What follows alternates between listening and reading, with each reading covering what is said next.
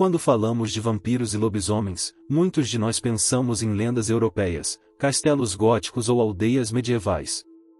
Mas sabia que estes mitos têm raízes muito mais antigas? Para compreender a verdadeira origem destas criaturas, precisamos de viajar até ao alvorecer da própria civilização e até a Suméria, o berço da humanidade. Neste vídeo, vamos explorar como as crenças dos antigos sumérios moldaram os primeiros contos de vampiros e lobisomens. Prepare-se para uma viagem de regresso no tempo repleta de mistério, mitologia e terror. As origens dos mitos mais assustadores da nossa história não começam nos castelos europeus ou nas aldeias perdidas em florestas escuras. Para os descobrir, temos de viajar muito mais para trás no tempo, até ao início da própria civilização. Imagine um vasto e fértil vale entre os rios Tigre e Eufrates, um lugar que hoje conhecemos como Mesopotâmia, onde há mais de 5.000 anos floresceu a Suméria, a primeira grande civilização da humanidade. Aqui, no coração desta terra antiga, os sumérios começaram a captar em tábuas de argila os primeiros sinais de crenças que, séculos mais tarde, alimentariam as lendas dos vampiros e dos lobisomens. Mas quem eram os sumérios? Esta civilização não só construiu cidades imponentes como Uruk, Lagak e Ur, como também lançou as bases para o que hoje entendemos como sociedade organizada. Foram os primeiros a inventar a escrita, o comércio, a astronomia e até conceitos de justiça e governo. Mas, para além das suas realizações terrenas, a sua visão do universo estava imbuída do sobrenatural. Para eles, o mundo não era apenas o que era visível, era um equilíbrio delicado entre os reinos dos deuses, dos demônios e dos humanos. Tudo tinha um significado místico, desde as estrelas no céu às sombras à espreita na noite. Os sumérios acreditavam que a vida humana estava intimamente ligada ao mundo espiritual, mas esta ligação nem sempre era pacífica. Nas suas histórias, o universo era habitado por divindades poderosas como Enlil, o deus do ar, e Enki, o deus da água e da sabedoria. Mas havia também uma multidão de seres intermédios que, embora não tivessem o poder dos deuses, podiam influenciar a vida dos humanos para o bem ou para o mal. E é aqui que entramos num território obscuro e fascinante. Os textos sumérios falam-nos de espíritos e demônios que não descansavam, almas que ficavam encurraladas entre o mundo dos vivos e dos mortos. Estas entidades, segundo os sumérios, deambulavam pelas cidades em busca de algo que lhes permitisse aliviar o seu sofrimento eterno. Um dos seres mais temidos na mundividência suméria eram os Edmu, espíritos inquietos daqueles que morreram violentamente ou que não receberam os rituais funerários apropriados. De acordo com tábuas antigas, a alma de uma pessoa falecida precisava de ser homenageada com oferendas de comida e libações para garantir que descansava em paz no Kur, o submundo sumério. Mas se fossem esquecidos ou se morressem sem que ninguém realizasse estas cerimônias, o seu espírito permaneceria preso no mundo dos vivos. O Edmu era descrito como uma presença etérea, um ser que podia entrar silenciosamente nas casas durante a noite. Mas não era apenas uma sombra inofensiva, dizia-se que absorvia a energia vital das suas vítimas, drenando-as lentamente até ficarem fracas, doentes ou mesmo mortas. Em alguns relatos, os Edmu não só drenavam a essência vital das suas vítimas, como também se alimentavam do seu sangue. Parece-lhe familiar? Sim, esta é provavelmente uma das primeiras menções documentadas daquilo que séculos mais tarde conheceríamos como vampiro. Mas a ligação não termina aí. Os sumérios viam Edmu não só como uma ameaça física, mas também como uma causa de infortúnios invisíveis. Se alguém adoecesse subitamente ou uma família sofresse uma série de infortúnios inexplicáveis, presumia-se que um Edmu estivesse presente, rondando em busca de vingança ou alimento espiritual. Para se protegerem, as pessoas recorriam a amuletos e encantamentos, alguns dos quais ainda podem ser lidos em tábuas de argila que sobreviveram até aos dias de hoje. É incrível pensar que os primeiros rituais de exorcismo tenham as suas origens nesta cultura antiga. Os sumérios não eram estranhos ao medo da escuridão. As suas noites, iluminadas apenas pelas fracas chamas das lamparinas de azeite, eram repletas de mistérios e sons que, na ausência de explicações científicas, eram atribuídos ao mundo espiritual. A ideia de que uma entidade invisível se podia esconder nas sombras e tirar-lhe a vida não era apenas uma história para assustar as crianças, era uma crença profundamente enraizada na sua percepção da realidade. É fácil imaginar os habitantes da Suméria fecharem-se nas suas casas ao cair da noite, murmurando preces aos deuses e colocando amuletos de proteção nas suas portas para afastar as visitas destes espíritos famintos. No entanto, os Edmu não eram as únicas criaturas sobrenaturais que aterrorizavam os sumérios. No seu mundo espiritual, existiam também os Udug, uma categoria mais abrangente de demônios que podiam ser tanto benevolentes como malignos. Enquanto alguns Udug serviam de guardiões ou mediadores entre os deuses e os humanos, outros eram descritos como portadores de infortúnio e doença. A linha entre o bem e o mal, entre o humano e o monstruoso, sempre foi tênue na mitologia suméria, e este conceito seria mais tarde refletido em lendas de criaturas híbridas, como os lobisomens. Há milhares de anos, nas terras férteis entre os rios Tigre e Eufrates, o povo sumério vivia sob a sombra constante do desconhecido. Numa época em que os dias eram guiados pela luz do sol e as noites eram preenchidas por um silêncio assustador, sentiam que o mundo era muito mais do que aquilo que conseguiam ver. A escuridão não era simplesmente a ausência de luz, mas o reino de forças invisíveis, de espíritos e seres que espreitavam nas sombras, esperando o momento certo para reivindicar algo dos vivos. Um desses espíritos, temido e respeitado em igual medida, era o Edmu, uma criatura que acabaria por se tornar a base dos mitos dos vampiros que perduram até aos dias de hoje. Para os sumérios, a vida e a morte estavam intimamente ligadas ao mundo espiritual. Após a morte, um indivíduo não desaparecia simplesmente, sua essência, o seu Zi, passou para o submundo conhecido por Kur. Este não era um lugar de descanso, mas antes uma espécie de existência sombria e monótona. No entanto, para que este trânsito fosse bem-sucedido, era necessário que os vivos cumprissem determinados rituais fúnebres. O corpo tinha de ser enterrado adequadamente, acompanhado de oferendas de comida e bebida para garantir que o espírito pudesse encontrar o seu caminho e não ficar preso no mundo dos vivos. Mas o que acontecia quando estas cerimônias não eram realizadas corretamente? O que aconteceria se alguém morresse violentamente, sem que o seu corpo pudesse receber os rituais necessários? Nestes casos, a alma do defunto não encontrava paz e era transformada num Edmu. O Edmu era descrito como um espírito inquieto, um ser invisível que vagueava pelas casas e pelos campos, procurando algo que acalmasse o seu tormento. De acordo com as tábuas sumérias, estes espíritos eram extremamente perigosos porque não se limitavam a vaguear sem rumo, precisavam de comer para sustentar a sua existência. Mas os Edmu não se alimentavam de comida nem de bebida. O seu sustento vinha da essência vital dos vivos.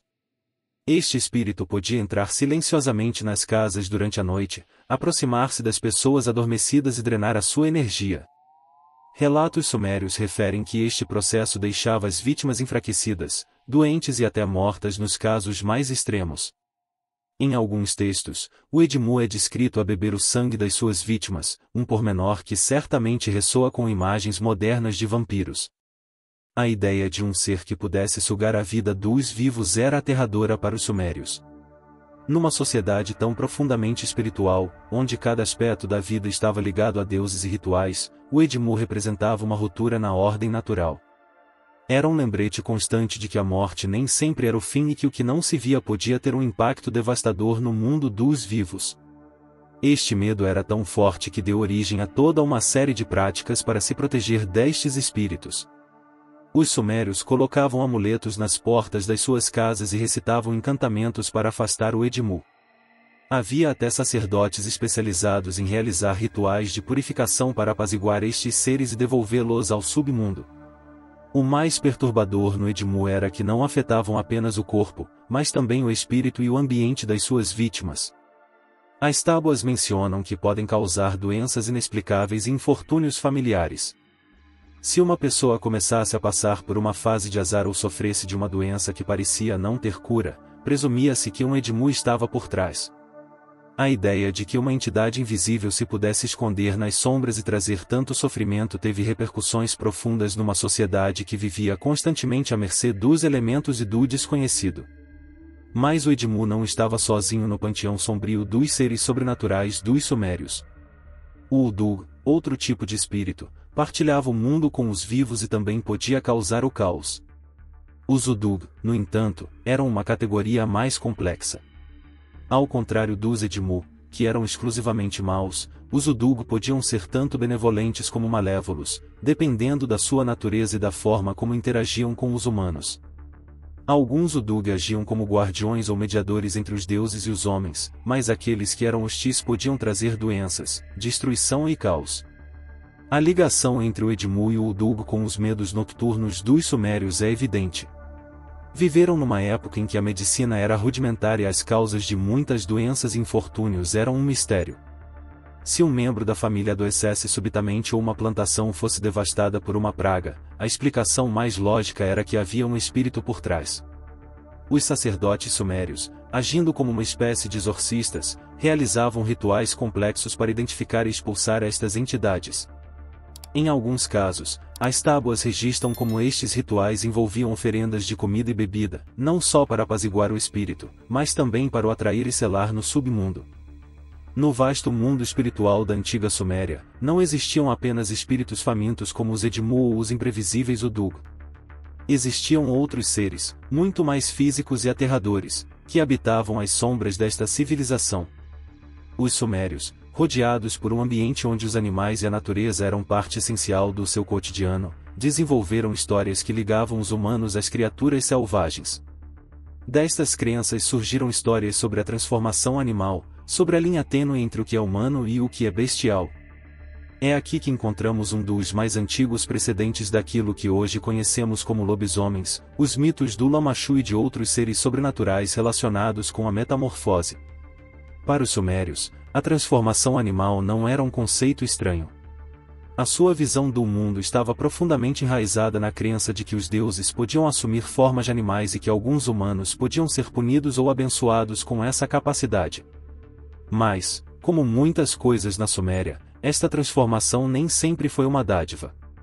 As tábuas de barro que sobreviveram à passagem do tempo falam de criaturas como Lamassu, uma figura demoníaca feminina que personificava o terror do incontrolável.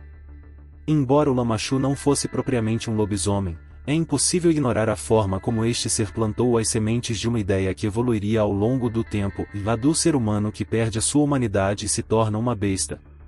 O Lamassu era uma criatura temida por todos. Dizia-se que era filha de Anu, o deus do céu, e por isso tinha poderes divinos que usava para o mal. A sua aparência era grotesca, uma mulher com cabeça de leoa, asas de pássaro e garras afiadas. Era descrita como uma figura que espreitava à noite, especialmente nas florestas e campos junto às aldeias, onde procurava vítimas vulneráveis, principalmente crianças e mulheres grávidas. A sua ligação com os animais era intensa. Segundo as histórias, Lamassu podia invocar e controlar lobos e outros animais selvagens para ajudarem na sua tarefa de causar o caos. Neste contexto, a ideia de se tornar um animal não era um símbolo de liberdade, como poderia ser interpretado noutras culturas mais recentes, mas uma maldição. A transformação envolveu perder o controle, ceder aos instintos primitivos e deixar a civilização para trás. Os relatos sumérios referem que aqueles que caíam sob a influência de Lamassu ou de outros demônios associados podiam sofrer uma espécie de metamorfose espiritual, assumindo as características de feras selvagens. Isto nem sempre foi literal, mas a mensagem era clara, e a alma humana podia ser corrompida ao ponto de se tornar indistinguível de um predador animal. Um dos aspectos mais interessantes destas histórias é a forma como os sumérios ligavam a transformação animal à lua, um tema que também está presente nos mitos modernos dos lobisomens. Para os sumérios, a lua não era apenas um objeto celeste, era um símbolo poderoso que influenciava os ciclos da vida, da fertilidade e da loucura. Nas noites de lua cheia, quando a luz da estrela iluminava a terra de uma forma sinistra, os campos e as florestas tornavam-se lugares ainda mais perigosos. Os lobos, cujas alcateias deambulavam pelas planícies, eram vistos como mensageiros de forças sobrenaturais. Neste ambiente, os limites entre o homem e o animal eram facilmente confundidos, e não era incomum ouvir histórias de pessoas que afirmavam ter visto figuras humanas a correr ao lado de lobos na escuridão. Mas nem tudo estava relacionado com o medo. Em alguns relatos, a transformação animal tinha também um propósito ritual. Os xamãs sumérios, que funcionavam como intermediários entre os mundos espiritual e humano, usavam frequentemente peles de animais durante as suas cerimônias para canalizar a força e o instinto dos animais. Embora estes rituais fossem vistos com respeito, tinham também uma componente perturbadora. A ideia de tornar-se um animal significava entrar em território perigoso, onde a essência humana poderia ser perdida para sempre. E se alguém não conseguisse regressar dessa transformação simbólica? Esta questão provavelmente alimentou mitos sobre os humanos se transformarem em bestas e nunca mais recuperarem a sua forma original. Na rica mitologia suméria, o lobo ocupava um lugar especial. Era uma criatura que representava perigo e força, um predador cuja presença era impossível de ignorar. Os lobos não eram apenas ameaças reais na vida cotidiana dos sumérios, mas também se tornaram símbolos do selvagem e do indomável. Este respeito e medo foram transferidos para histórias sobre humanos que, por vontade própria ou por maldição, adotaram as características destes animais.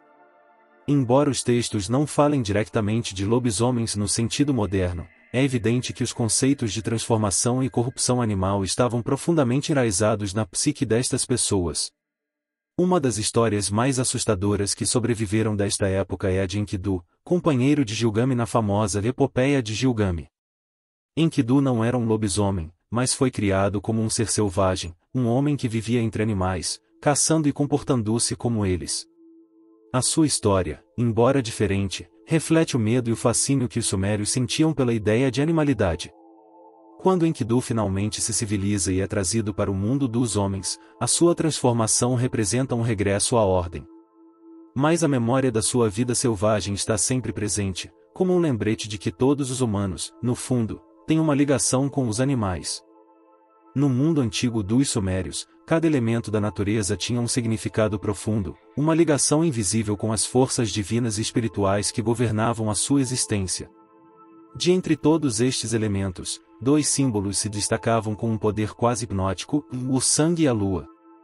Para os sumérios, ambos eram muito mais do que aparentavam ser. O sangue não era apenas o líquido que lhe corria nas veias, e a lua não era apenas uma esfera que adornava o céu noturno. Ambos eram portais para o desconhecido, para a vida e a morte, para a ordem e o caos. Nestes símbolos encontramos a origem de muitos dos mitos que perduraram ao longo dos tempos, incluindo os dos vampiros e dos lobisomens. Imagine por um momento a vida na Suméria. As noites eram longas e escuras, iluminadas apenas pela luz pálida da lua. Não havia iluminação pública nem eletricidade, e as sombras pareciam ter vida própria. Para os sumérios, a lua não marcava apenas a passagem do tempo, era um lembrete constante dos ciclos da vida. A estrela nasceu, cresceu, desapareceu e renasceu, refletindo os mistérios do nascimento, da morte e do renascimento. Mas a lua também tinha um lado perturbador. A sua luz fria e distante era vista como um reflexo do submundo, um lugar onde as almas dos mortos vagueavam eternamente. É por isso que, durante as noites de lua cheia, os sumérios acreditavam que o véu entre o mundo dos vivos e o mundo dos mortos se tornava mais fino. Era o momento perfeito para as forças sobrenaturais, fossem os Edmu, os Udugo ou até mesmo os lobos, se manifestarem. A relação entre a lua e os lobos não era apenas uma questão de mitologia, mas também de observação. Os sumérios, assim como outros povos antigos, repararam que os lobos pareciam ser mais ativos e vocais durante as noites de lua cheia. Uivavam para o céu como se estivessem a invocar algo, e esta ligação com a estrela da noite dava-lhes um ar sobrenatural. Os lobos eram meros animais ou eram mensageiros de forças maiores? No imaginário sumério, os lobos não eram apenas símbolos de perigo, mas também de transformação. E, tal como noutros aspectos da sua cultura, esta ligação estava misturada com o simbolismo do sangue. Para os sumérios, o sangue era o cerne da vida. Acreditavam que o Zi, o espírito vital que ligava os humanos aos deuses, residia no sangue. Quando alguém morria, o seu sangue já não corria, e com ele a sua essência separava-se do seu corpo. No entanto, o sangue derramado em circunstâncias invulgares, como uma morte violenta ou um sacrifício, tinha um significado especial. Era visto como uma ponte, algo que podia atrair a atenção de espíritos ou até mesmo de deuses. Nos rituais religiosos, o sangue era utilizado como uma oferenda poderosa, capaz de apaziguar ou invocar forças sobrenaturais. Mas o sangue era também um símbolo de ameaça. Se fosse derramado incorretamente, poderia atrair entidades como os Edmu, que procuravam alimentar-se da vitalidade perdida. Os sumérios temiam que o sangue derramado em momentos de raiva ou vingança pudesse corromper a alma da pessoa que o derramava, ligando-a às forças obscuras do submundo. E não tinham medo apenas dos espíritos, também existiam lendas sobre humanos que bebiam sangue para ganhar poder. Estes indivíduos eram vistos como seres que quebraram as barreiras entre o humano e o divino, entrando em território proibido. Aqui encontramos os primeiros ecos dos vampiros, criaturas que não só consomem sangue, como também estão condenadas a uma existência entre a vida e a morte. A ligação entre a lua e o sangue tornou-se ainda mais evidente durante os eclipses lunares. Quando a lua, normalmente pálida e serena, se tornava vermelha, os sumérios interpretavam este fenômeno como um sinal de perigo iminente. Diziam que a lua estava a sangrar, uma manifestação dos conflitos entre os deuses ou um presságio de infortúnio. Foi um momento tenso, em que as forças da ordem e do caos pareciam estar em guerra. Durante estes acontecimentos, os sacerdotes realizavam rituais urgentes para proteger a comunidade de qualquer catástrofe espiritual que pudesse ser desencadeada. O simbolismo do sangue da lua estava também profundamente enraizado nos ciclos da vida humana. Os sumérios observaram a ligação entre o sangue e a fertilidade, especialmente nas mulheres. Para elas, o ciclo menstrual estava sincronizado com os ciclos da lua, um fenômeno que viam como prova de que a própria vida estava ligada ao poder da estrela noturna. No entanto, esta ligação também carregava um ar de mistério e perigo. O sangue menstrual era considerado um símbolo de criação e potencial destruição. Podia ser utilizado em rituais para proteger uma comunidade, mas também se acreditava que podia atrair espíritos malignos se não fosse manuseada corretamente. Nas profundezas das antigas tábuas de argila que narram a epopeia de Gilgamesh, o poema épico mais antigo do mundo, encontramos fragmentos de histórias que ainda hoje nos são familiares, embora envoltas no véu de milênios.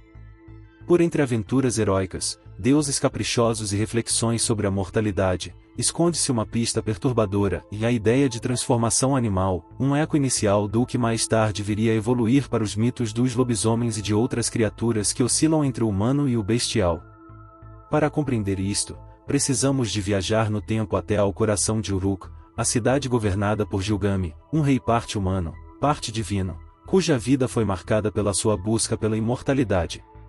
Mas a história que nos interessa não é a de Gilgamesh em si, mas antes a de um aspecto peculiar da sua epopeia que muitas vezes passa despercebido. Entre as muitas histórias que rodeiam este rei, uma em particular fala de Ishtar, a deusa do amor, da fertilidade e da guerra. Ishtar era uma figura fascinante e temida, uma divindade com o poder de moldar a vida e, ao mesmo tempo, desencadear a destruição. O seu temperamento era tão apaixonado quanto perigoso e, quando os seus desejos não eram correspondidos, o castigo era severo. Segundo a história, Ishtar apaixonou-se por Gilgamesh e propôs-lhe casamento, oferecendo-lhe riquezas e poder ilimitados. Mas Gilgamesh, ciente da origem da deusa, rejeitou-a. Na sua rejeição, Gilgamesh fez algo que poucos mortais ousariam e enumerou as histórias dos antigos amantes de Ishtar e como todos eles encontraram destinos terríveis por causa da sua fúria. Uma dessas histórias destacou-se das restantes, a história de um pastor transformado em lobo. Este pastor, segundo a tradição, era amado por Ishtar, mas quando seu favor desapareceu, ela transformou-o num lobo. O que antes era um homem forte e respeitado entre o seu povo, tornou-se uma criatura temida e rejeitada. Já não podia andar entre o seu próprio povo, os cães que antes guardavam os seus rebanhos atacavam-no como se fosse uma ameaça. Aqui vemos, talvez pela primeira vez, um relato explícito de licantropia e a transformação de um humano em lobo, não como um ato heróico ou como uma ligação espiritual, mas como um castigo divino. Esta maldição não só alterou a sua forma física, como também o isolou emocionalmente, despojando-o da sua humanidade e relegando-o para uma existência solitária na natureza. O simbolismo por detrás desta transformação é profundo. No mundo sumério, os lobos eram criaturas ambíguas, por um lado, representavam a força e a astúcia, mas, por outro, personificavam o caos e o perigo da natureza. Transformar um homem num lobo não era apenas privá-lo da sua forma humana, mas também condená-lo a ser uma criatura rejeitada, temida até por aqueles que um dia o amaram. Era uma forma de apagar a sua identidade, bani-lo do mundo ordenado dos humanos e empurrá-lo para o reino caótico da bestialidade. Mas esta história de transformação animal não é um acontecimento isolado na mitologia mesopotâmica. Nas tábuas encontramos indícios de que os deuses podiam conceder ou impor transformações aos animais como castigo, prova ou mesmo recompensa. Estas metamorfoses não eram simples alterações na forma física, eram manifestações de um estado espiritual ou emocional. Tornar-se lobo, leão ou qualquer outro animal significava algo mais profundo e uma ligação ou desconexão com a ordem cósmica. E no caso do pastor amaldiçoado, a desconexão foi total. Era um homem preso num corpo que o distanciava da sua própria humanidade. O que é fascinante nesta história é a forma como antecipa muitos dos elementos que associamos aos mitos modernos dos lobisomens hoje em dia. A ideia de transformação involuntária, o isolamento, a rejeição pela comunidade e a luta interna entre o humano e o animal são temas que ressoam nas narrativas de licantropia que se desenvolveram séculos mais tarde na Europa e noutras partes do mundo. Mas aqui, na antiga Suméria, estes conceitos já estavam presentes, embora envoltos num contexto mitológico e religioso. Além disso, a relação entre esta transformação e a deusa Ishtar acrescenta uma dimensão ainda mais intrigante. Ishtar, enquanto deusa dos extremos em amor e guerra, vida e morte, personificava a dualidade também encontrada nos mitos dos lobisomens. A transformação do pastor não foi apenas um ato de castigo, era uma manifestação do poder de Ishtar de criar e destruir, de conceder amor e destruí-lo com fúria.